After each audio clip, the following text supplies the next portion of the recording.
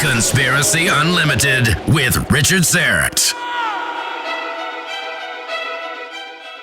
On this episode, paranormal researcher Joshua P. Warren discovers a time warp in the Nevada desert near Area 51. It may be sometimes there is a variance in space-time that allows us to sort of glimpse into another dimension or another realm. So there are a lot of possibilities here, whether we're looking at something man-made or something extraterrestrial or a combination of those two or something that is natural. Hey, welcome to your Friday, and I am coming to you from the nation's capital, Ottawa, and the beautiful Lord Elgin Hotel. I mentioned last time that the mighty Aphrodite was invited to the 4th of July celebration at the residence of U.S. Ambassador to Canada, Kelly Craft. So that's why we're here. I was not invited, of course. This was a pretty hot ticket. Nevertheless, the boys and I had a great time hanging out in the pool here at the hotel. Now, next week, this podcast will be coming to you not from my little studio beneath the stairs, but from a small cottage up on Long Lake in Bala, Ontario. I'm taking the boys up there for a week of some bass fishing and a little R&R. Looking forward to that. We're going to start packing just about the time I finish this podcast. So, next week, if you happen to hear some crickets or a loon, the crickets are actual crickets, not the sound effect you hear after someone delivers a really lame joke, usually me. And the loon would be a real loon, a ring-necked loon, not loon as in short for lunatic. You know, nothing symbolizes the Canadian North, the wilderness, more than the haunting call of the loon. My guest this episode is certainly not a loon. He's a solid and credible researcher in the field of the paranormal, and he's always on the trail of some exciting new development. And recently, he has discovered some potentially earth-shattering news in the Nevada desert. He's found a location north of Las Vegas in which time actually slows down. You heard me correctly. Time actually slows down. Joshua P. Warren made the discovery using a gizmo called a DT meter, or differential time rate meter. And he spent 20 years breaking ground in the paranormal. He began publishing at the age of 15. At age 25, Simon & Schuster published his book, How to Hunt Ghosts, now widely considered a classic in the field. In 2004, he made the cover of the science journal Electric Spacecraft for his work on the mysterious Brown Mountain Lights. He's the founder of Lemur Paranormal and the Asheville Mystery Museum. He often corresponds for Coast to Coast AM, hosts the nationally syndicated Speaking of Strange radio show, and is a regular personality on programs that have aired on the Travel Channel, Discovery, History Channel, National Geographic, Sci-Fi, Animal Planet, and more. And through an open, imaginative mind, Warren tells the facts with a warm, respectful sense of humor, yet reduces them down to solid lab experiments to separate fact from fiction. And a quick Google search demonstrates why his schedule includes major events regarding ghosts, UFOs, cryptids, psychic phenomena, time warps, and everything that presses forth the boundaries of normal reality. Joshua Warren, welcome back to Conspiracy Unlimited. How are you? I'm doing very well. Always a delight to be with you, and it's amazing how every time we talk, there's so much new content, so much is happening so quickly in the world. Well, and I've said this before, but it's true. I mean, you really are on the cutting edge. I mean, you don't just talk about ghosts and sort of offer up the same old. I mean, you are out there in the field, boots on the ground, doing research like nobody's business. Well, thank you for saying that. And it is true because, I listen to all of these podcasts and radio shows like everybody else. And it's amazing how you have certain people who come on maybe twice a year and it's just like a rebroadcast. They just say the same stuff over and over. And that can go on for decades. And I'm very fortunate that not only do I frequently have new research to discuss, but that I'm given the ability to go on and talk about so many different topics. Well, let's talk about what happened in the deserts of Nevada. First of all, Tell me about this piece of equipment that you stumbled upon. Where did you get it? What does it look like, and what does it do? Yeah, it's really amazing how all this came together. I am here in Las Vegas right now, which is a new part-time residence for me. I've been here frequently over the past years anyway. Last year I shot a TV program here, and this year I shot another TV program and did an event, and so that's why I decided to get a more stable residence. And I'd never been to Area 51, and so I decided recently I'm going to make the trek up there to Area 51. I didn't expect to see too much because I know it's just a base in the desert, but I was looking for a good opportunity to go up there, and the timing could not have been better because out of the blue I was contacted by this Silicon Valley engineer named Ronald Heath, and he is actually it turns out he had emailed me a few times before over the years about one thing or another, but his name didn't ring a bell right off the bat. But he has a long history of creating some very innovative electronics within his industry, but he's always had this kind of secret love for UFOs, and he told me it really goes back to his fascination with the X-Files. And there was this one episode where Mulder puts a stopwatch next to his car, and then he walks to a UFO hotspot with a second stopwatch, and then he compares the two later, and there's a time difference. So the idea being that these UFOs are using a technology that somehow manipulates gravity, and that changes the way time flows. And so Ronald Heath had always wanted to create a device that could sort of replicate that research. And this is it. He created this thing called the Differential Time Rate Meter, or DT meter. And I'll describe how it looks and roughly how it operates. So it's very user-friendly. In fact, that's what he wanted to do, create the first user-friendly thing that would help a researcher do this. On one end, it has a meter, which is a little blue box that has a screen on it that looks like a calculator screen, and it says 0.000000. And that meter is hooked to a 100-foot long cable, and on the end of that cable is a sensor. And that sensor is constantly sending a signal back and forth between the sensor and the meter and comparing the two. And basically the idea is that this signal is always supposed to travel at the same rate of time, meaning the meter is always going to read zero, even given a margin of error that's pretty darn wide. The only reason it should change or deviate from that is if a black hole were to approach Earth, which is not likely to happen anytime soon. Right. And so he essentially created a meter that's not supposed to detect anything. Right. According to what happens in the classroom, what they tell you about physics, that thing should always read zero. Right. And he said he'd been using two of them, testing them in California for months, and never got one anomaly. And he said these things were logging their data 24 hours a day onto a computer, and he sent me screenshots and everything. So he said, I have not made this available to field investigators. You're the first guy I contacted. You want to do some tests? And I said, absolutely. So I obtained one of these, and the first thing I thought of was the story that the ever controversial Bob Lazar tells about his work at Area 51. And because I saw Bob Lazar in person a couple years ago talk about this.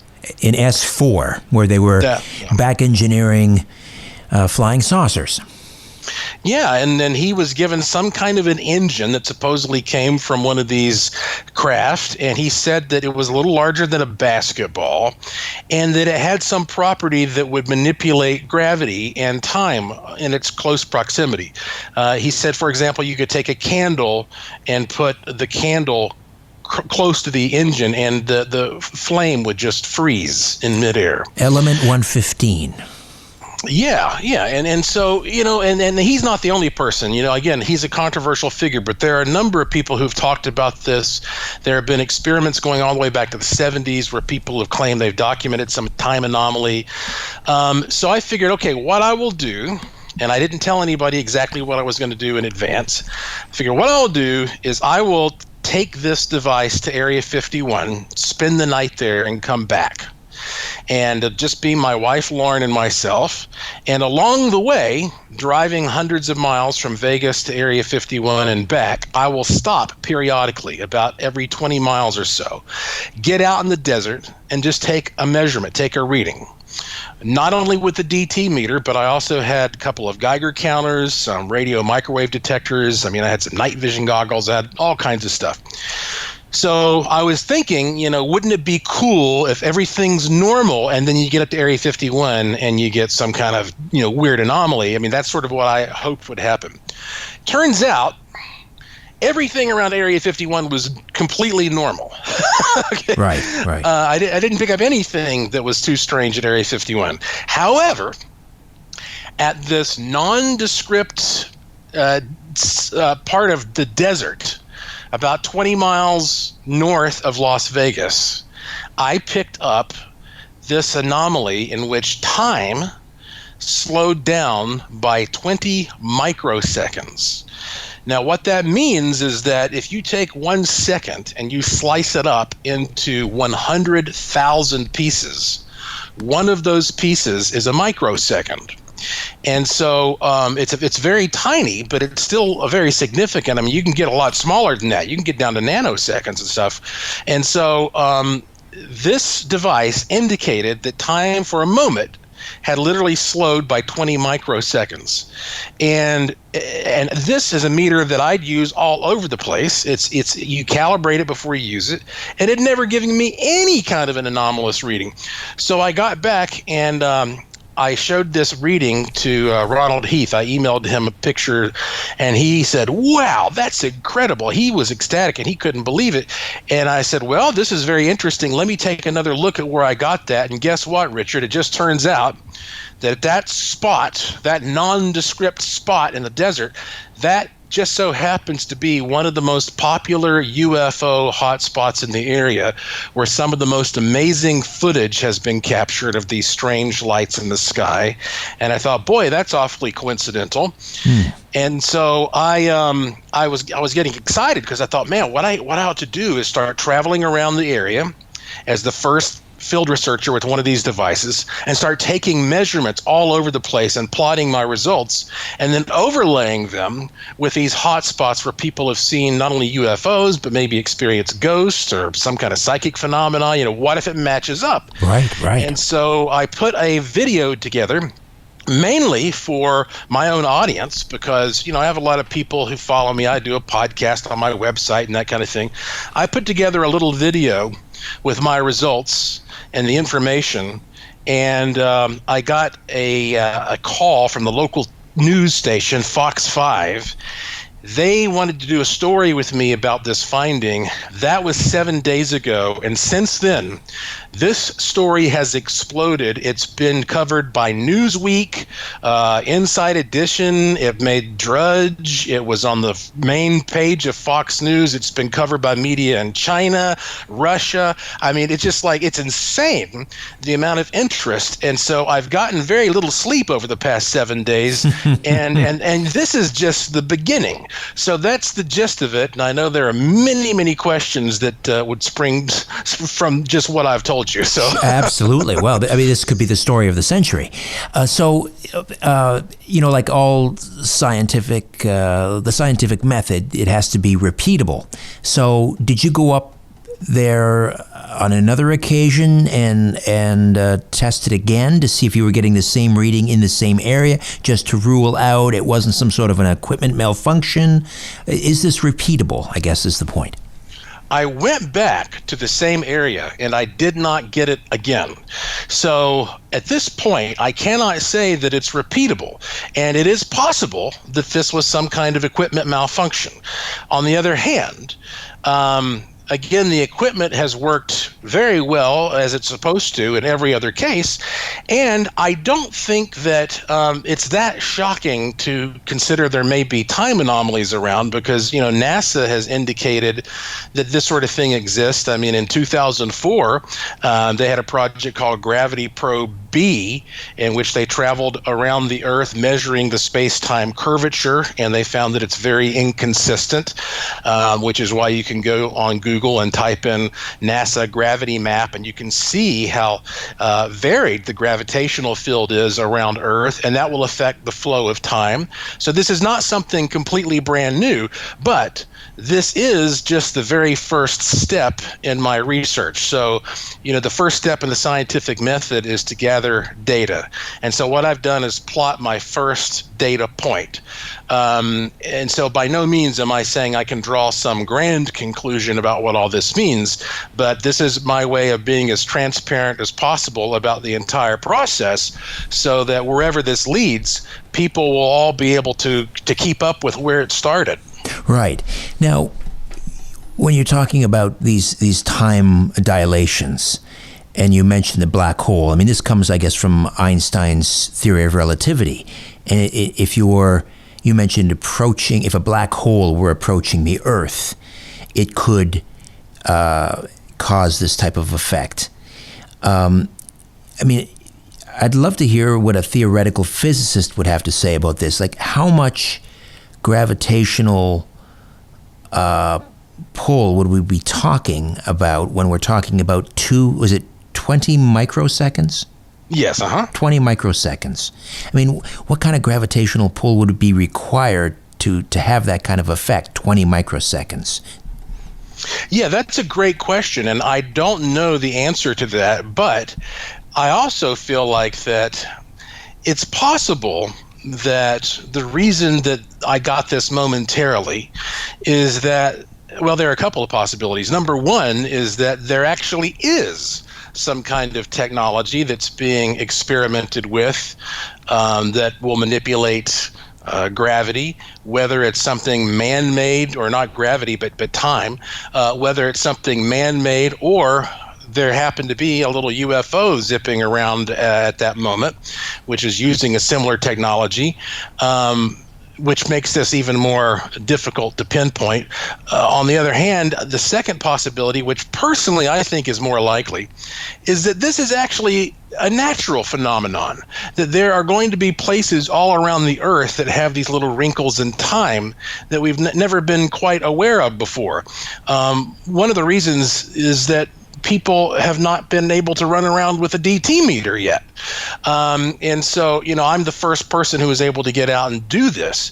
But I think over the coming years, when people now have this tool and they can get out and start finding things, then we'll see that there are places around planet Earth which might sort of waver or flicker. And it's possible, if you go to places like the Bermuda Triangle or Brown Mountain, where the Brown Mountain lights appear, and places like that, where people see these strange lights, it may be that sometimes there is a variance in space-time that allows us to sort of glimpse into another dimension or another realm. So there are a lot of possibilities here, whether we're looking at something man-made or something extraterrestrial, or a combination of those two, or something that is natural.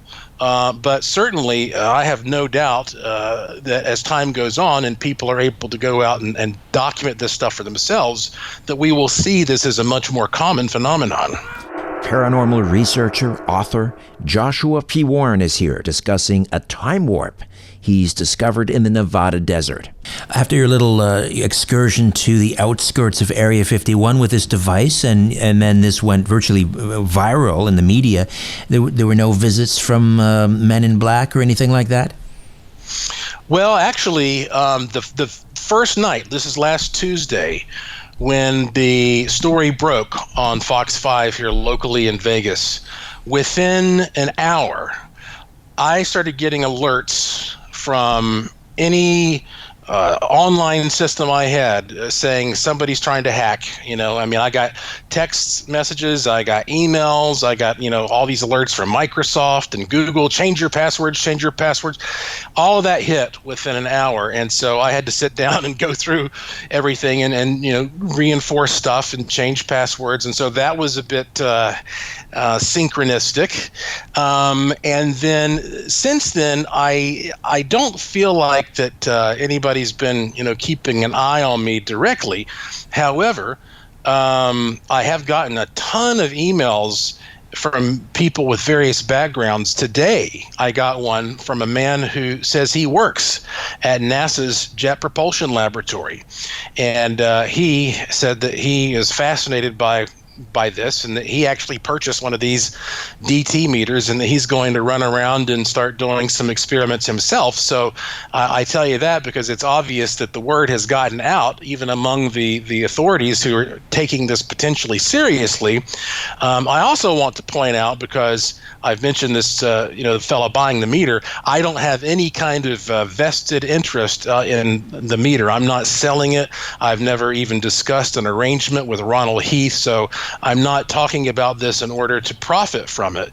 But I do hope that people will go out there and reproduce what I'm doing here, because I believe we'll find some fascinating stuff. Well, this could be sort of the new version of metal detectors. That's a great hobby for people. In fact, Bill Wyman, former bassist of the Rolling Stones, is a big metal detector enthusiast, and he has his own line of metal detectors. So, I mean, this could be the metal detecting of the 21st century, and that's, go out and hunt for a time dilation. I mean, what a fantastic hobby that could be. Well, yeah, and of course, it's fun on many different levels, but, one of the things that I think makes this kind of challenging is that I may have gotten very, very lucky when I was out there last Tuesday, or actually, my dates are getting mixed up. I was there a few days before the story broke. But anyway, I may have gotten very lucky being at the right place at the right time, because finding one of these might be like finding a rainbow or something. I mean, it's so unknown at this point. I can understand why the critics out there say, oh, come on, this guy, he's just making a big deal out of one measurement and it's not even repeatable. But the way I feel about it is if we just simply ignore a point of data that's the starting point of a whole other process, then we're sort of demeaning the possible outcomes. It reminds me of one of my favorite stories about Benjamin Franklin traveling back and forth between America and Europe, and he found that it would take 2 weeks longer to get from Europe to America than vice versa. And nobody knew why. Everybody knew this, but they didn't know why. So Franklin, being such a curious guy, he started dipping empty wine bottles in the ocean on his trips there and back and taking the temperature. And after a while, he plotted these points and he saw a pattern, and he realized that we have this thing we now call the Gulf Stream, which is like this warm river of water that flows through the ocean. And he published his results. And for years, people still didn't pay much attention to it, and merchants lost a lot of money they could have saved if they'd known how to navigate around it. So this is like Benjamin Franklin taking that first measurement and saying, this is interesting. The water is warmer here. And now let's see what happens the next time we take a measurement over here. So we're far from looking at the overall complete design, but that's why we need all interested parties on deck here to go out and start plotting these areas, and then we'll hopefully consolidate them over time on a website. Well, I'm sure you're getting, hundreds and hundreds of suggestions as to where you might go and test thing out. But I have two that immediately jump to mind, and one is the Skinwalker Ranch. Yes, absolutely. In fact, just earlier today, someone else said the same thing. You need to take this to Skinwalker Ranch. And I think that's a great idea. I mean, there are so many places. And I'm also excited because, I've been doing this kind of research now for about 27 years, and I've been to a lot of places. Well, now I feel like I can go back and revisit all of those places and measure them anew. And so who knows? I mean, I may already have a list of great places just from my past that I can now find more research relevant to. Right. The other place that jumps out at me is the ECETI Ranch. Have you talked to James Gilliland about maybe taking this device out there? Because, I mean, if they're able to, bring UFOs to within visual range virtually at will, what a great laboratory that would be if you were to take this DT meter to the ECETI Ranch. Actually, I believe that is going to happen because I got a message today from a guy who said that he is going to be at the ECETI Ranch for the upcoming Soltech conference hosted by Jimmy Church, and that he said he is bringing one of these DT meters, so he might be the first person to make it up there to take a measurement. And so you're right. I mean, these are the kinds of places that spring to mind, and everybody's going to want to say, like, I was the first person to take this thing to that spot, to see what happens. And so it's pretty exciting. And I'm scrambling now to think of the name of the structure in Joshua Tree National Forest. Oh my gosh, it's you can go in there with these. It's got these strange vibrations and so forth. The Integratron, it would be another place you might consider taking it. Oh yeah, the list it goes on and on and on, and wouldn't it be something if we find that there actually is some kind of a universal grid where you might find clusters and patterns at certain areas, but what if we find that all around the world there is some kind of pathway where you get some time warp avenue or something like that? I mean, it just the imagination runs wild. You're living part-time in Puerto Rico, of course. The Bermuda Triangle right there in the backyard. Could you take this out on a boat? Oh, yeah, absolutely. For the past 5 years, I've spent much of my time in the Bermuda Triangle. In fact, I just received a message the other day from a television production company working with the Science Channel that's asking me about going back out there to film with them, and that would be a really cool thing to bring with me. That hurricane last year really changed a lot of the operations in Puerto Rico, so I'm not going to be able to go back there as often and do as much given all of the infrastructure limitations. They continue to struggle with that. I mean, it's a constant uphill battle. But I definitely feel like that we will find the Bermuda Triangle is just filled with these types of things. And that's why I understand why that, for now, a lot of people may be hesitant to sort of envision what all this means, but I'm presuming that within a few years, this won't even be newsworthy anymore so much because everybody will say, "Look, they're everywhere." Well, I think that's one of the things that I admire most about you is that you are bringing the worlds of the paranormal together with the world of science, and one day, as you say, the paranormal will simply be those things that we haven't yet explained scientifically, and this may be one of them. I certainly think so, that the paranormal is only paranormal until we learn something new, and I understand that there are a lot of your mainstream scientists who don't have the ability to come out and publicly talk about something like this. You have scientists who they spend who knows how much money, maybe $1 million in student loans and stuff to get a degree, and then they get a solid job and they want to keep that and not rock the boat and maybe get tenure and all that. So they may be interested in this sort of thing, and they may even have their own data and results, but they're not going to jump out there and say, I've discovered a time warp, because it sounds too bizarre bizarre. I, however, can do that because I work for myself. Nobody can fire me if they think that I'm a wacko or whatever. And so what I'm able to do is take that extra step and say, let's look into this possibility, because I know that the moment the paranormal shifts into the normal, then those scientists will be able to step in and say, okay, we'll take it from here now. But for now, I'm not afraid to get out there and do this kind of fringe research and talk about it publicly. Where can we pick up one of these DT meters? Does Mr. Heath sell them online, or where are they available?